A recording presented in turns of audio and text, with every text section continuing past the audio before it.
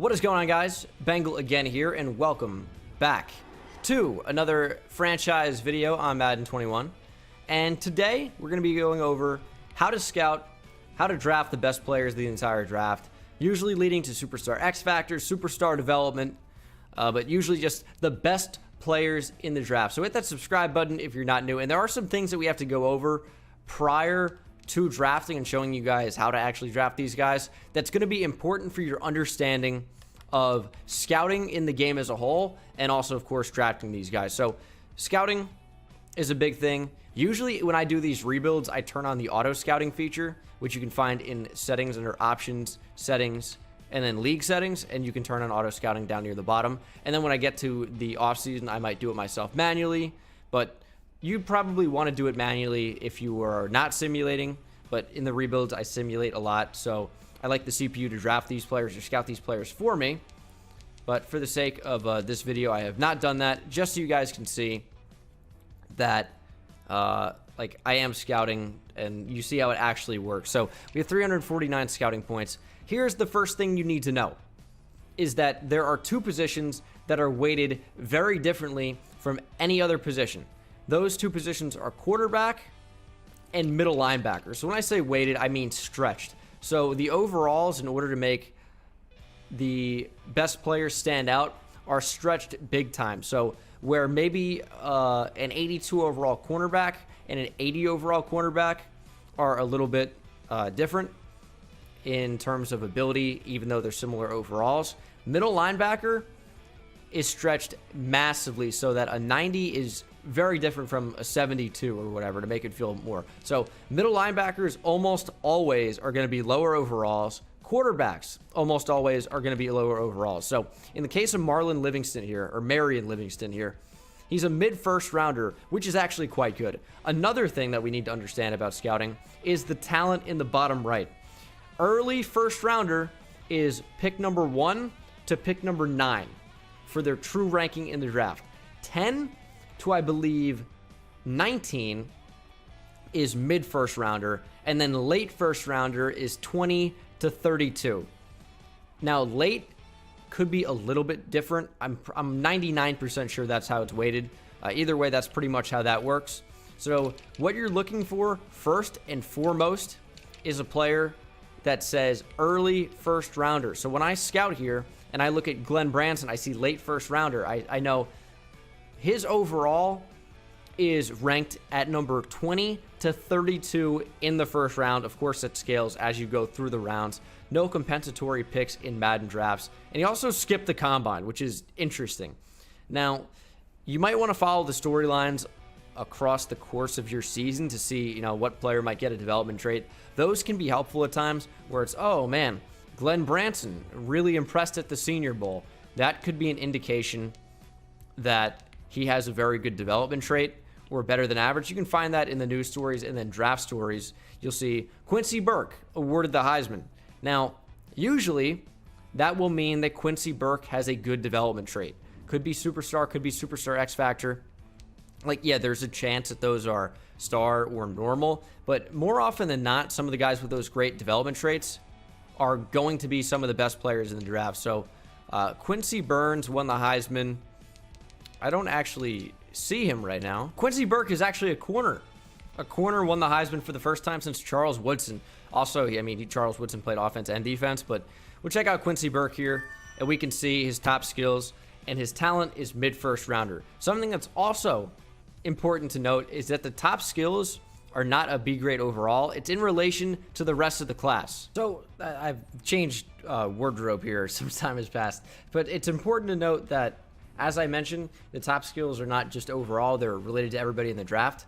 So that can be a little misleading at times, but usually it won't play a huge impact because, the top end of the class is going to be similar by position on a class-to-class basis. So I'm not saying every class is the same, because obviously they vary a lot, but the top quarterback is always going to be, like, A+ throw power is always going to be around, like, 90, like 3 or 94 or something like that. It's not going to vary too much, but there will be a little bit of variation in there, just not a ton. But now we know about the bottom right for their true talent rating. We know about their top skills. We know about the potential combine stories, it's always interesting. We talk about when players skip the combine. It's been a meme on the channel for a long time. The ballers, the guys who tell Roger Goodell, hey, Roger Goodell, I'm not doing your damn combine.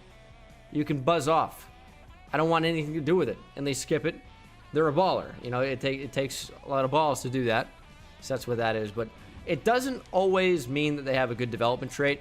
Sometimes it does, sometimes it doesn't. That's probably the first time in any Madden that I've ever played where the top player in the entire class skips the combine. That's extremely rare.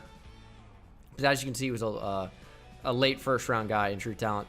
But you can see some of these stories, and that does tell a lot. Like, Trayvon Townsend looked awesome against Darren Graves at the All-Star game, and that says a lot. That tells you that Darren Graves and Trayvon Townsend are two very good players, but Townsend could have a development trait. They're hyping him up. With AJ Frazier, seems like he maybe didn't perform so well. Maybe only normal development. Jarvis Kendricks has an injury. Maybe that's a nagging one. Maybe that's a low injury rating and also could be normal development. And you don't want normal development. And it seems like this year more than any other year in the past, normal development is running wild. Even some of the best players in the class are going to have normal development. So it's important to find those guys that are going to be going above and beyond. Clearly, you're going to want to, draft athletes and whatnot, but the combine report and the combine grade is not indicative of a good player. It's purely athleticism. As you can see, Benji Graves has fantastic top skills. Also, his talent is an early first rounder. He will be one of the top 10 players in the entire class, for sure. As you can see, Dudley Brownlee, Caleb Sapp, Daniel Odom, these guys might be good athletes. 4.52 isn't crazy. 4.47, but he's a fourth round talent. That isn't like, oh, he's in the second round. Maybe he's like true fourth, but he could be okay. No, he's going to be ranking in the class as a fourth rounder in relation to the rest of the players in the class. So he might only be like a 65 overall, which is clearly not what you're going for. And you can find some good players a little bit later, but in general, you're not going to find a ton of value. The best players in the entire class are pretty much always, like 99% of the time, going to be within the top 4 rounds, and very usually within the top 2. And then, I mean, it's how it works in real life, in theory. And then, I mean, usually the players at the top of the class, at the top of the board, are going to be the best. Cordell Armstead, late first rounder. He's going to be ranked 20 to 32. So that bottom right, where it literally tells you how good they are in relation to the rest of the class, can be super important. With offensive linemen, I will say that usually you can get better ones later. You don't have to draft guys at the top of the first round. And this is kind of the only place where combine actually matters, because bench press directly affects strength, and strength is a very important trait for offensive linemen. So he's a first rounder, late first rounder. Carlos Eubanks. Usually I won't scout tackles who don't put up a certain amount of reps. Usually it's like 33, 34 that I would at least look for. Borderline, because 37 reps, I know he's very strong. He's probably going to be a higher overall in general, or his strength will be, I should say. His top skills aren't good enough, so he's a late 7th rounder. Really, really bad. Undrafted. Not a strong tackle class, clearly. And, of course, don't know enough about him. Only 26 reps, though, on the bench. Don McGrath, probably not going to be it. I don't expect him to be a very high rating unless he's extremely technically sound, which he doesn't really appear to be. So these are things that you want to look for. You don't really want to draft slow receivers or cornerbacks or safeties or even running backs. You want fast players all over the field if you're actually going to be playing, but that won't necessarily affect overall. And speed doesn't matter in rebuilds. Their abilities do. So 89 speed's not going to play a ton different from 95. So you don't really have to worry about that too much. Yeah, Darren Howe, out of Texas, Darren Howe. How is he this good? Amazing top skills. Really, really strong combine, early first rounder. He's going to be one of the better players in the class. Top 10, we know that to be a fact. And even though, check this out, even though Andrew Waters appears to have better attributes than Nate Turner, he's not going to be near a high as overall because he is a late second rounder. You're looking in the 60s. And Nate Turner has a very good shot to be in the 70s as far as overall goes because of his late first round actual true talent.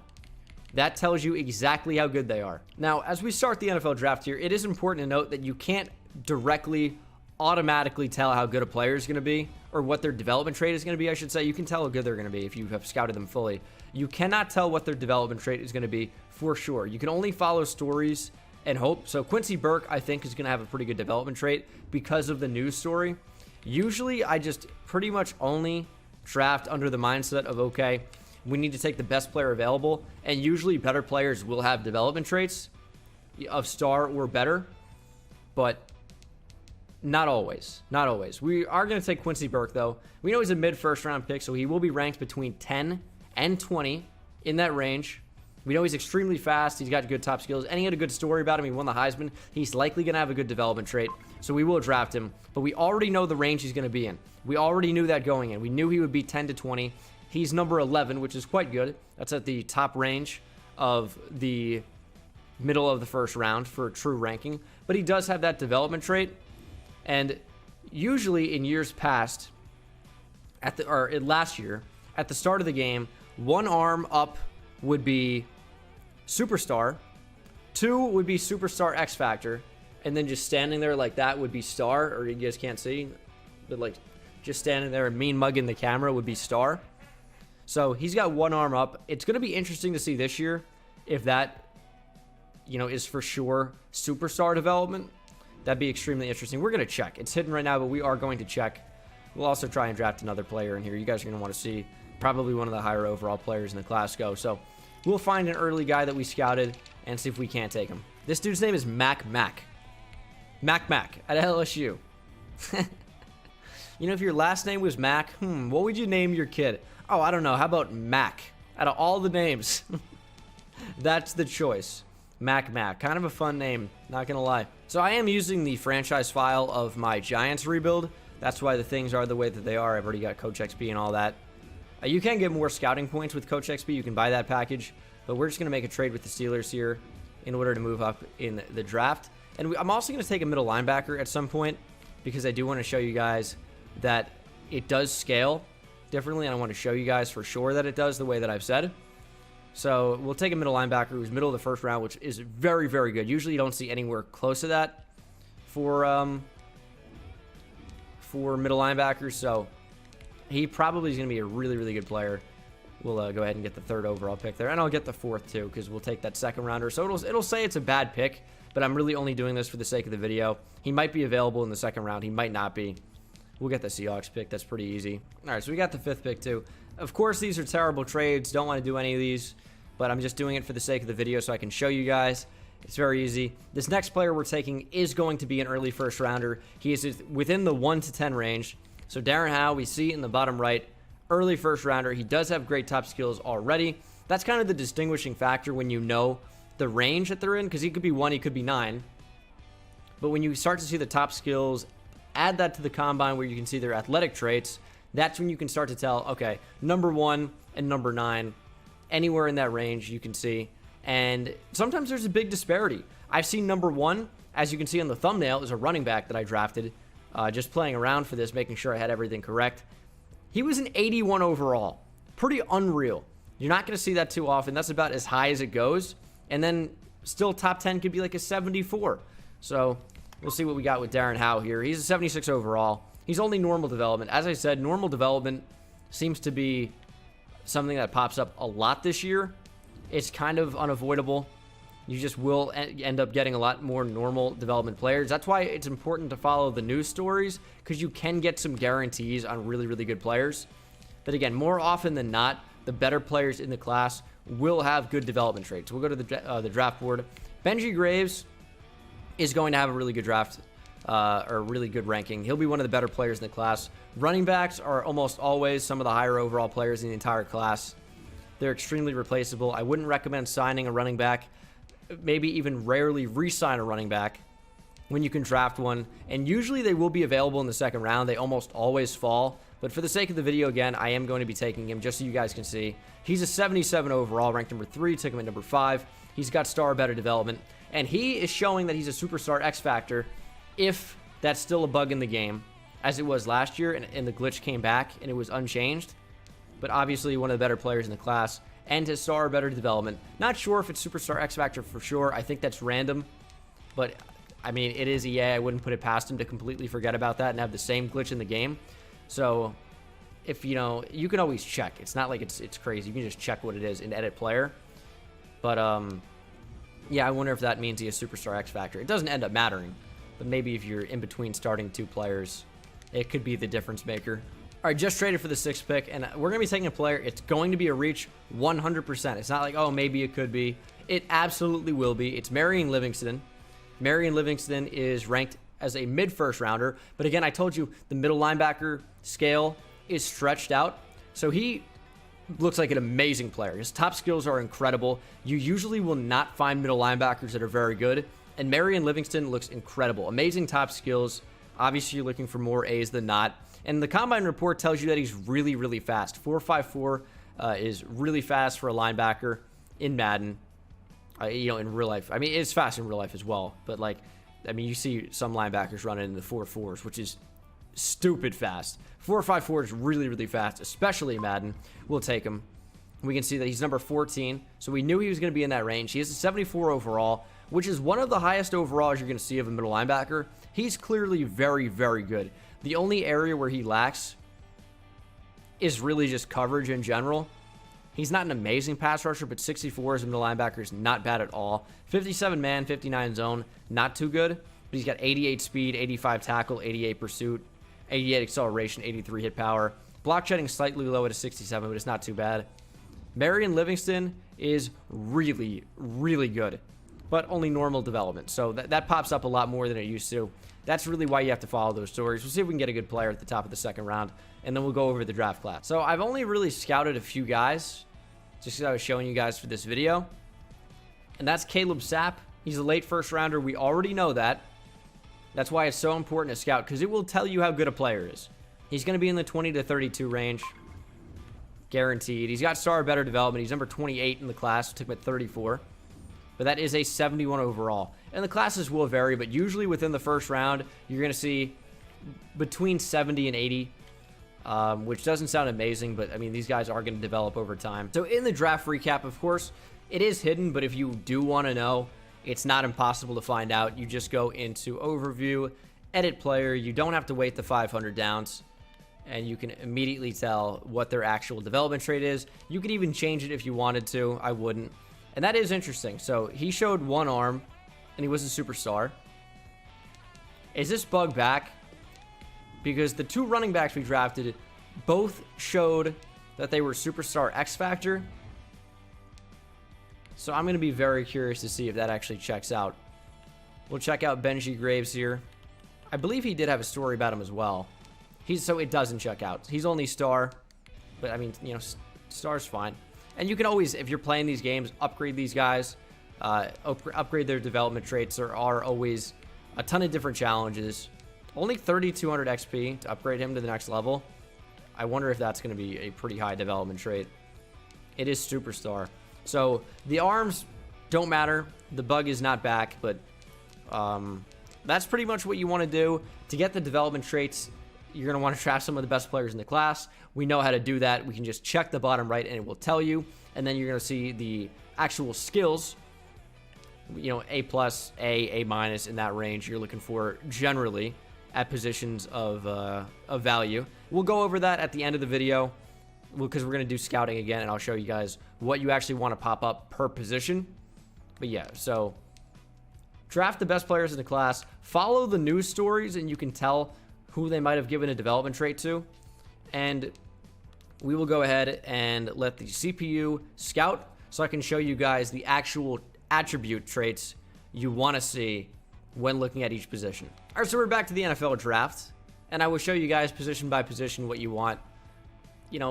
Usually if you're playing these, you're looking for speed, but we're just going to be talking about attributes. For quarterback, going to be short and sweet. Again, you can see their actual true talent in the bottom right. Anytime you're seeing a quarterback who's ranked in the early 1st round, they're an absolute stud pretty much no matter what. And they're going to be a really good player if they're mid-1st round. But with quarterbacks, you're looking for throw power, and then you're looking for accuracy. So that could be accuracy short, mid, or deep. Doesn't really matter, but you're looking for throw power to be quite high. I really wouldn't want to draft a player with B+ throw accuracy even. That's just too low. Even A is like 88 sometimes, which you can get up into the 90s, but I'm usually looking for A+ if possible. Break sack, I don't particularly care about. Now, if they are a scrambling type break sack can be a little bit important. Break sack really inflates an overall, but if they're like Russ Carney here out of Florida State, could be an extremely fun player to play with just because he does have A+ throw power. He's extremely fast, had an unbelievable combine, can also throw on the run. It does depend on the type of player you want, but in general with quarterbacks, you're looking for throw power and accuracy. Accuracy is fairly easy to boost, but if you have a mobile guy, you really can't teach speed. That's a pretty tough thing to upgrade. It's tough to upgrade athleticism, but yeah, he's really, really good looking. For running back, there are two types, elusive and power. Like, receiving back's a thing as well, but they're going to be a higher overall usually. So there are three types, but like there are two types in general, like for an actual running back. And elusive, you're gonna see juke, you're gonna see carrying sometimes, break tackle. Those are all good ones. I prefer to see like juke, spin, carrying. Ball carrier vision matters less. In sim, it matters, not at all if you're actually playing. That's a real overall boosting attribute that EA has in there. But usually, like juke, spin, carry, break tackle, those usually being the ones that you see. Fullback, it doesn't really matter. Running back, receiver, there are a number of different ones. So, spectacular catch I like to see. Catching, any type of route running in there, so deep, medium, short. For the most part, you're going to see a lot of these guys, depending on their archetype, it's going to tell you a lot about them as a player, even if you can't see their attributes.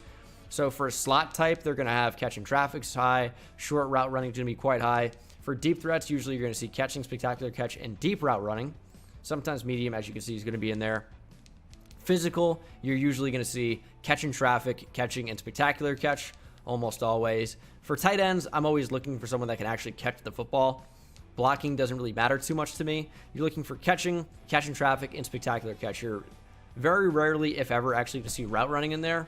So you're looking for those top ones.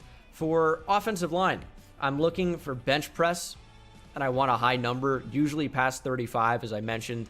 40-yard dash doesn't matter too much, but that'll tell you a bit about their speed. And then depending on the type of player they are, it's going to change their top skills. Power is going to give you impact blocking, and then like power, so pass block power, run block power. Sometimes you'll see run block and pass block in there, and lead block. And then for agile, you're usually going to see like pass block finesse, as you can see with Russ Parsons in there, or run block finesse. And then sometimes lead block and impact block are going to be in there as well. Antonio Wise looks quite good, quite strong as well. He's going to be a good player. He'll be ranked inside the top 32, clearly. Same thing across the entire offensive line. Doesn't really change too much. For defensive ends, this changes a bit because you can see their actual archetype, usually based on their height, weight, speed type thing. So Peter Key is 6'3", 285. He's probably going to be a 3-4 defensive end. Doesn't really have the speed to play on the outside. And I want to see, not always tackle in there. If they're a 3-4 defensive end, tackle, and that's going to be the heavier guys, the guys who are 300 pounds like Kentrell Osgood is. He's very fast, though, but it's a defensive tackle. So for a speed rusher, he's going to have finesse moves higher than power moves, but I want to see power moves or finesse moves. Doesn't have to be both, but if it is, they're unbelievable. Definitely look to draft that guy. Pursuit's going to be in there tackling. Don't really care too much about hit power. But if you see someone with both power moves and finesse moves inside their top three, and they're high, like, even B+, B+, that's really, really good. I would recommend taking them. Again, tackle doesn't matter so much, especially for a guy that's like only 254, 260. That's an edge rusher. So they're a defensive end that's going to play in a 4-3. And you can even find outside linebackers that are going to rush the passer as well. We'll check that out before defensive tackle. So Daryl Barton's a power rusher. You're looking for the same things, power moves or finesse moves, and great if both, like pursuit, tackling. Usually, like, again, hit power doesn't matter too much. It matters a bit more for middle linebackers, but right outside linebacker, again, like pursuit. Awareness is going to boost their overall, so I'm usually not looking for that, but it usually will have them be a higher overall. Like Maurice Sweet is. He's only 5'11" as an edge rusher, only 229. This guy's going to be like a hybrid type player, and you can tell from his athletic profile. He's 4'5'3". He's a speed rusher, but that's not inside his top skills. So He's extremely well balanced. Probably is a do-it-all. Probably more of a 4-3 outside linebacker, even though his archetype is a rusher. For defensive tackle, you're looking for, exactly what you were looking for from the defensive ends, except add block shedding in there now. Block shedding is all about stopping the run. That's what you want from your defensive tackles, and great if they can get after the pass rusher or passer too with their rush moves. So power moves or finesse moves. Usually it's going to be power moves, and then pursuit could be in there. Sometimes you'll see play rec and awareness, but again, those are big attribute or excuse me overall boosting numbers. So he's a mid-first rounder and maybe not that great for top skills. Again, hit power doesn't matter too much. Defensive tackle is a position where you can really find guys late who are really good value inside the first round. They're never going to be like early first rounders, but you can find like 7th rounders that'll be late first rounders. Super strong. Block shed's not in there. He's got pursuit, tackle, and play rec, but 41 bench preps. His strength is going to be crazy. Probably will have decent block shed as well. Middle linebacker. I need speed from this position. Usually 4.48 is crazy there from Philip Meredith. You're looking for tackle, pursuit, hit power. If you see coverage in there, great. You usually don't see many great coverage guys, but it's super important to actually check their talent level because you'll see top skills that are high all the time of hit power and tackle, and then they'll be like a 6th-round player. So middle linebacker attributes matter a little bit less. You just got to look at their actual true grade in the bottom right.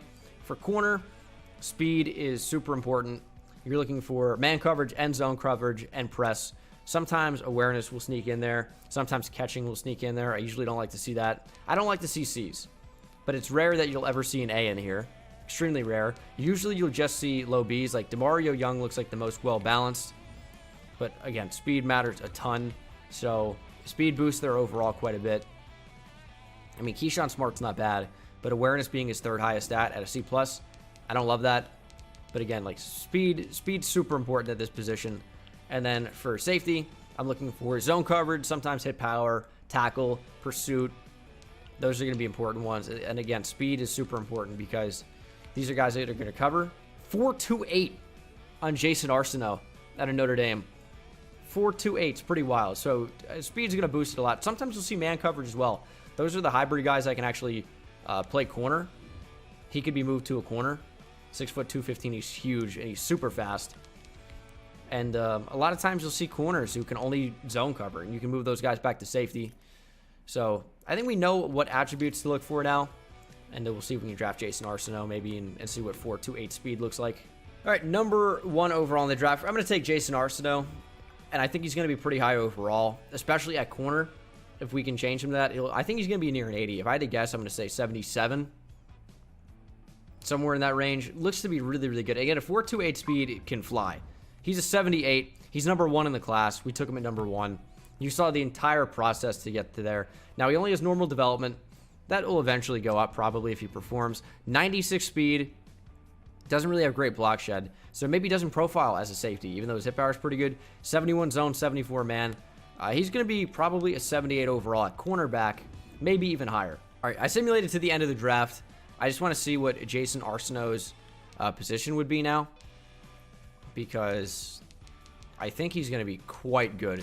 Now, only has normal development, but I mean, that's fine. All right, so I have changed his position to cornerback, and I think, I don't know that the overall is going to jump up. I don't think it's going to take a big hit, though, as it still stays at a 78. So, again, you got to look at their abilities, too, and you got to see, okay, is he more suited to be a corner or a safety? How fast is he? What position can he play? And, yeah, I think you guys probably should have a good sense of it. The bottom right's going to tell you everything you need to know about where they rank in the class. It won't tell you their exact overall, but you can pretty much estimate depending on where it is. Like 1 to 9 is usually going to be like 81 at the very highest, maybe 82, but probably 75 at the low end, 74. The middle is going to be about 75 at the high end to 71, somewhere in that range usually, and then late first round can be like 73 if it's a stack class, but usually like 71 maybe to 68 sometimes in the first round. So that's pretty much going to do it for the scouting tips. If you guys have any questions, do not hesitate to leave them down in the comment section below. Check me out on Twitter if you have any questions as well. Twitter.com/Bengal YouTube. Stream pretty much every day on Twitch, twitch.tv/Bengal. Link is in the description. If you want any merch, you can check that as well. But please, I beg you, hit the subscribe button.